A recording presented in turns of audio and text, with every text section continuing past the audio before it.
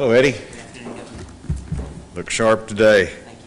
Well, welcome everybody to the Saturday version of COVID-19 Daily Update.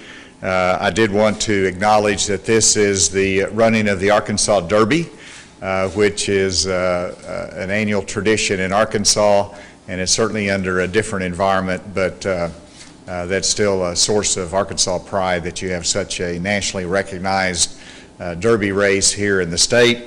And they did give me some face masks that they have ready to go when they're back in operation for their employees, which they're not fully in operation now, of course.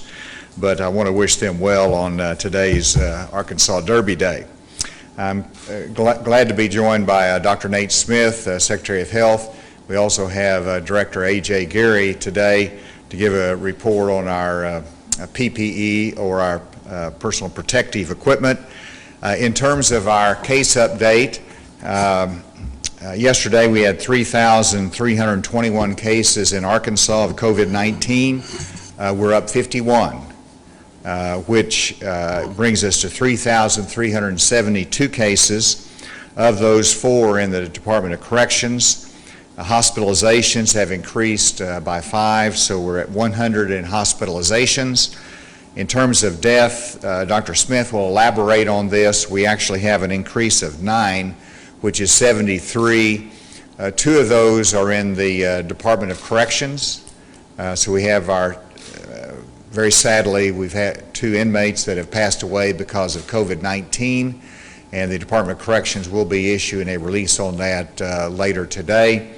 And then 6 of those are from nursing home deaths that had not been previously properly classified and reported, and so that's a little bit old news, but it adds to the total for bringing it up to 73. In the last 24 hours we've done 1,521 tests, and so we are still having that stepped up measure of testing that we hope will continue to be able to increase in Arkansas. In reference to the prison system, I did want to add that I just checked with Secretary Kelly, and the numbers in the Arkansas prison system, both the Department of Corrections and the Department of Community Corrections, has decreased by 380 since this statewide health emergency has happened. And so the prison population has decreased, which is intentional on our part, so that we can have space in the event we have an outbreak in other institutions, so we have room for isolation and making sure that we can protect the inmates that might test positive. Let me go to the charts today, and these again are the number of new COVID-19 cases in Arkansas. And just to orient you, this is 100 cases. And so the peak was at 300 new cases in a day, and you can see the decline in new cases fairly steadily since its peak, and so we're going in the right direction. Again, I remind everybody that that could spike at any moment, but we look at the overall trajectory, and it is going in the right direction. The next graphic shows the 7-day rolling average of new cases in Arkansas on the orange line, and here again you show the regular decline over the last 10 to 12 days. And then if you go to the next graphic, this is, I don't believe we've used this before, so this is instructive, but if you recall on the gating criteria that the White House coronavirus task force released, it had as one of the second criteria 14 days of decline in the new cases in a state, or in the alternative, a decline in positivity of the COVID-19 test. And so we haven't shown this before, I've talked about it, but this shows that the height was a 25% positivity rate. In other words, of every test that's given, whether there's 1,500, 25% of those would be positive, 75% would be negative. And actually we reached 32% positive on a very early date, but as you can see from the height of here of 25%, we've had about 12 days of steady decline in the positivity rate. As Dr. Smith noted, we're at such a low rate of positivity now that it's sort of hard to continue to go down, but it's easy to measure it, and we like the trajectory of that positivity rate that we see. And then, let me see if there's one more. This is, I think, the final graph that I was going to go over, which is to break down on the different testing facilities in our state. The red are the commercial labs, the white is UAMS, and the orangish color is the Department of Health. And so you can see our height, we had 2,800 in one day of tests, and then we're right now at about 1,500, which we've tried to maintain since we had the surge effort here in the state of Arkansas. Just to put today in perspective, we've gone through a week of lifting some of the restrictions as we move into May the 4th, from restaurants to gyms to elective surgery. So sequentially, we've lifted some of the restrictions with very careful approach, and it's phased in so it doesn't all happen on the same time frame. And I think this is a very cautious approach that our state is taking. On Monday, we will be having an announcement in terms of guidelines in reference to our houses of worship and some of our larger venues. And so that will be something that we were working hard on getting ready for Monday, May the 4th. There's been comments in the national media the last couple of days, both by Dr. Osterholm at the University of Minnesota and Dr. Fauci, that coronavirus is likely to be with us this fall, and Dr. Osterholm says it could even be for a longer period of time than that. Dr. Smith and I had a conversation about that, and I'll let him comment on it. But regardless of whether that's right or wrong, we are preparing for the long term here in the state of Arkansas by our contact tracing capacity, by our beefing up of our Department of Health infrastructure to meet these challenges if they come back in the fall, to be able to have the level of testing that we need here in the state of Arkansas, and then to continue to emphasize social distancing and the wearing of masks. These are the steps that we have to take as a state in order to be able to be prepared in the event we do have a long struggle with the coronavirus in the future. With that, I'll ask Dr. Smith if he could come and make his comments. Thank you, Governor.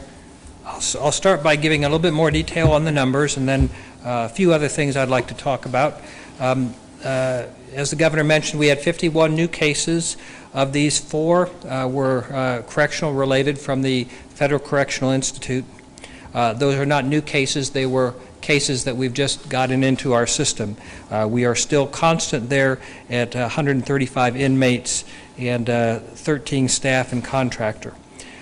We have no new counties. Our total cases are 3,372.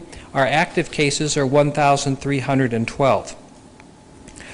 We have 100 hospitalized. That's 5 more than yesterday. We've been pretty flat with that.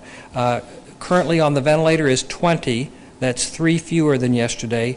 And as the Governor mentioned, we are up to 73 deaths. 3 of those are deaths that have occurred over the last 24 hours.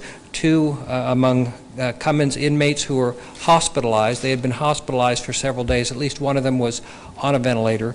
And 1 was from the community. The 6 others were deaths that occurred in the last days to weeks that had not gotten into our system properly. But that brings our total nursing home deaths to 28 for the state. We have currently 233 nursing home residents who have tested positive. That's 4 more than yesterday. And 145 workers at nursing home staff. That's 3 more than yesterday. And we have 40 nursing homes where we have we have ongoing investigations.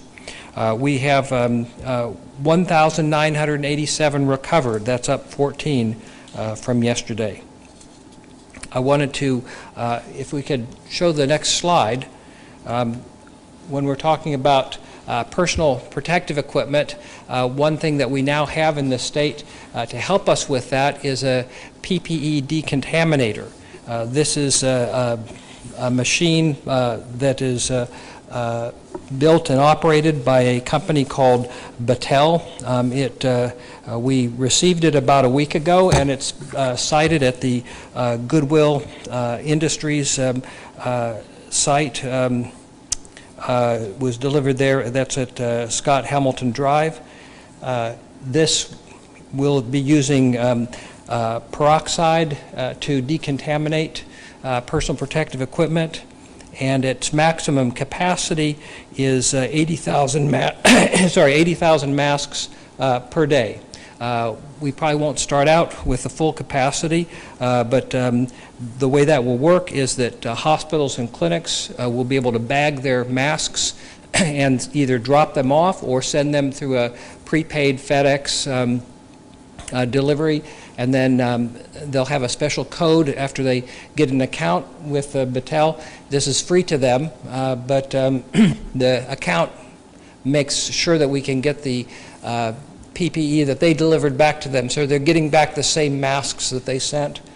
And initially, the turnaround we hope will be about 24 hours. The maximum turnaround will be 72 hours.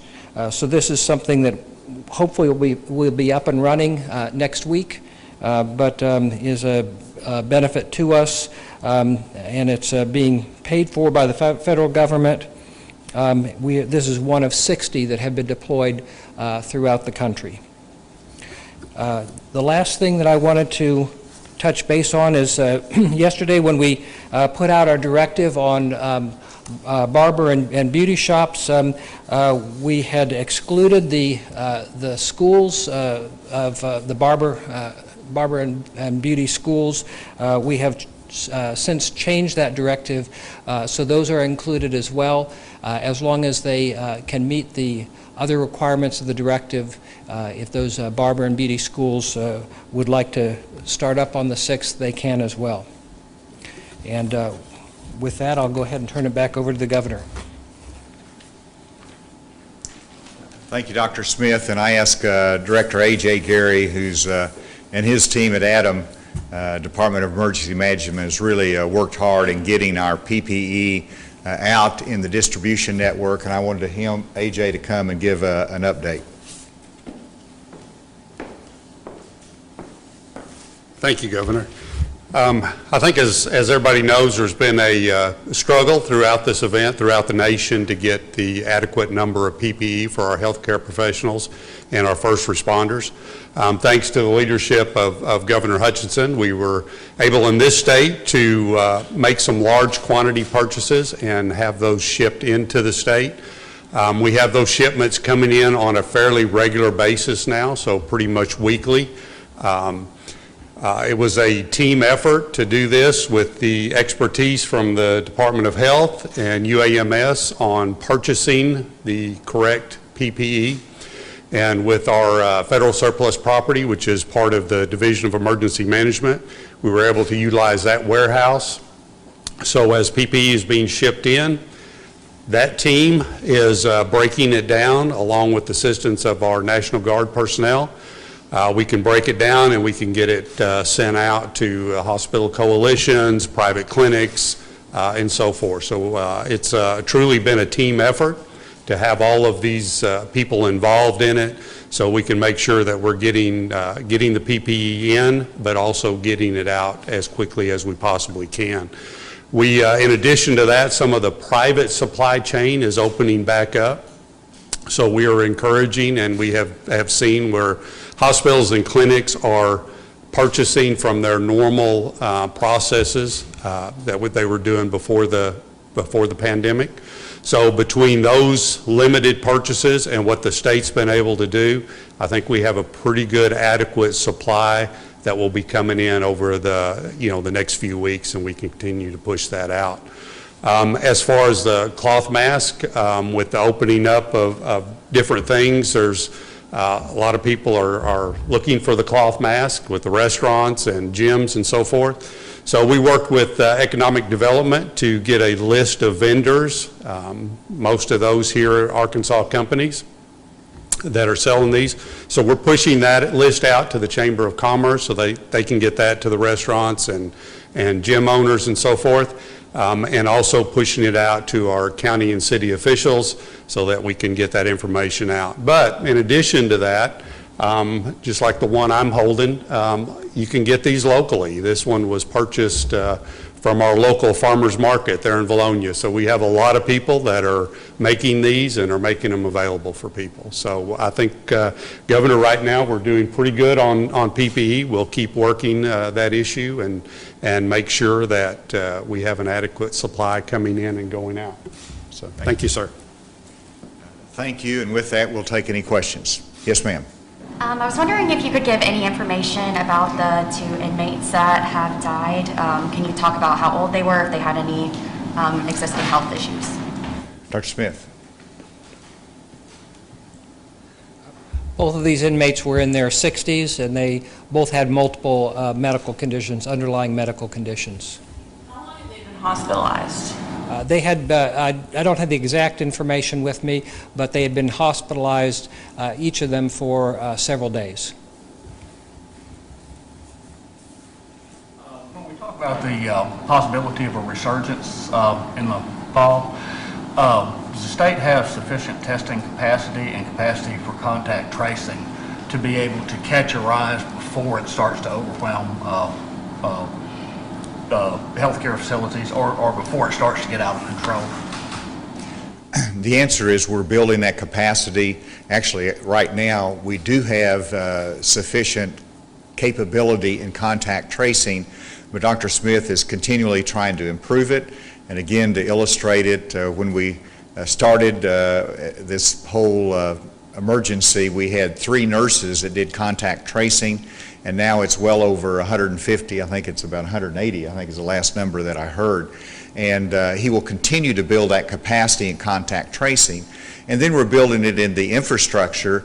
As you noticed on our barbers and hair salons, when they make an appointment, they're to keep the information so that in the event we did have to do tracing, we know that we have a capability of doing it. So everything is geared toward that capacity of contact tracing and that infrastructure that we need to make sure that whatever happens in the future, we'll be able to address it quickly.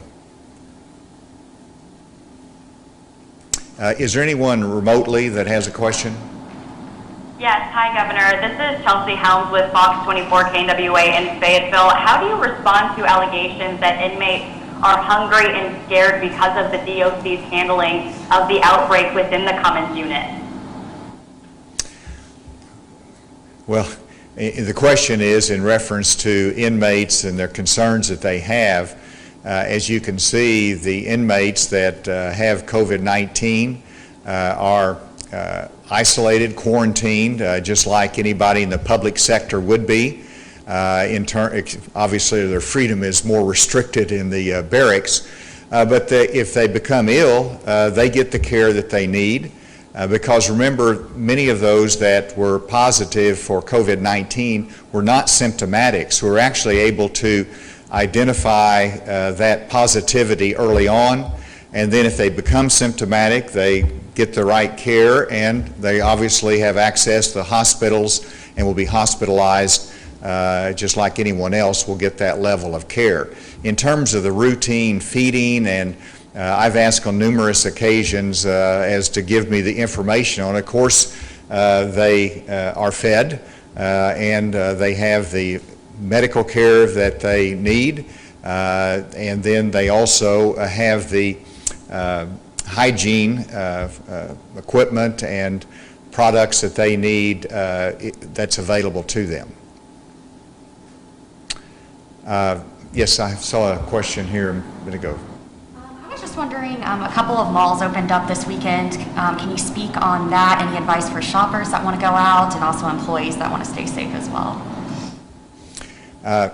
Great question, and this really reflects the independence, it reflects the good judgment of Arkansans, and so while we did not close in a shelter-in-place order, we didn't close the malls, we didn't close any of the retail shops, but it was a fall-off of consumer demand that caused many of these retail shops to go ahead and voluntarily close or restrict their operations. And now they're moving back open again, and it's a matter of consumer confidence. And so if the shoppers go out today, wear a mask, follow the guidelines of the retail shop, and to make sure that you do your social distancing. I'm very proud of the shop owners that are taking necessary steps to make sure their facility is safe and that they protect their customers and their employees. So this is the new life that we have, and I hope that we get out, I hope that we spend money, but that we make sure that we follow these guidelines. And I want to invite Dr. Smith. I've commented on a couple of areas here, and you might have something to add. Certainly. Thank you, Governor. The important thing is, as people get out and about, is to remember the 6-foot physical distancing. Remember to be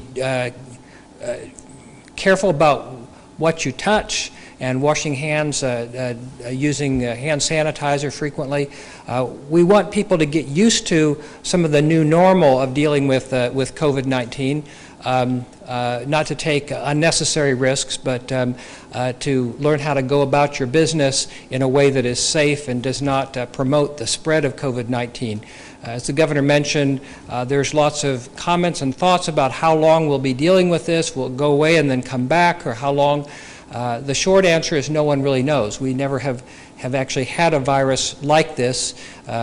Many experts have drawn on past experience with other viruses, particularly the only thing as big as this in our recorded history was the 1918 pandemic influenza. And that was a worldwide cause shutdown of many activities. And that did have a second wave, and it lasted about 2 years.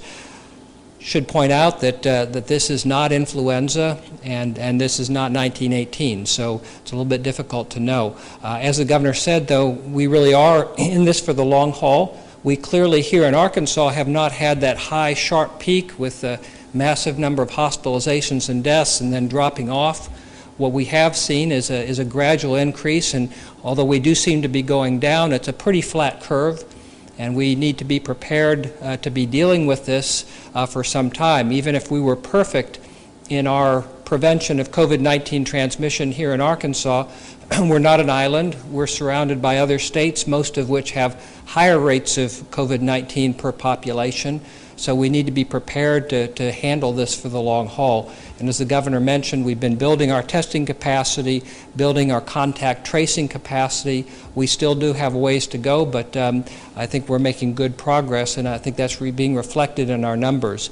As we go back to more normal activities in Phase 1, Phase 2, hopefully Phase 3, there'll be additional challenges in terms of our testing capacity and our case and contact investigation capacity. Yes. It's been reported that a lot of people have had difficulty with filing for unemployment.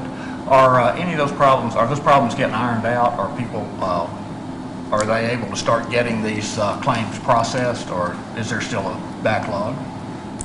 Well, I mean, there's still challenges there, but just because of the volume, and we've had over 150,000 that have been processed and are receiving unemployment compensation. So the system is working. It's just that every week we have new individuals that are added to the unemployment rolls, regretfully. And so the claims continue, and so I know that you know, the system, while we've beefed it up, we've enhanced it, we've got our call center, there's still delays in getting the right information, and quite frankly, you know, if you know, they've got to make sure that they use the system right. In other words, we have a lot of people that are calling the unemployment call line when they really need, they're self-employed and don't qualify for it. And so they're continuing to call and get frustrated because they don't have access to it. Well, there's a different system that we hope goes online the first part of next week.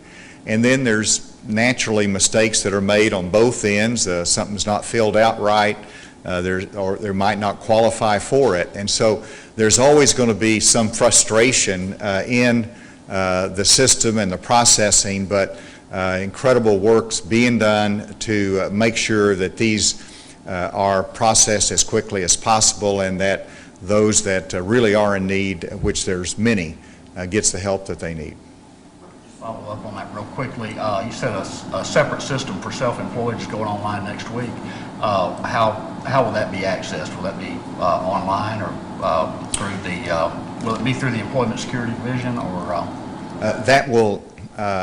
There is a website that is there for that purpose, that they can actually enter their email address in now, and that I believe is in the Department of Commerce website. DFNA is helping to build the system. They're testing it this weekend. Hopefully it will be moving out next week.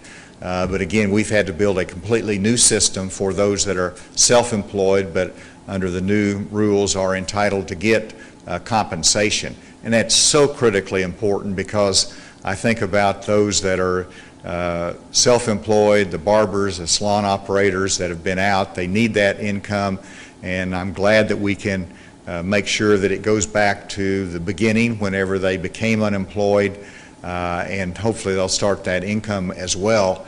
So that'll be a boost to them. I know it's been a tough time.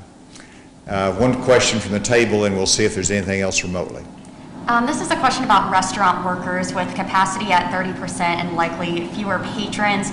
Some servers might make less money going back to work than they have been on unemployment. So is there any kind of safety net for these people?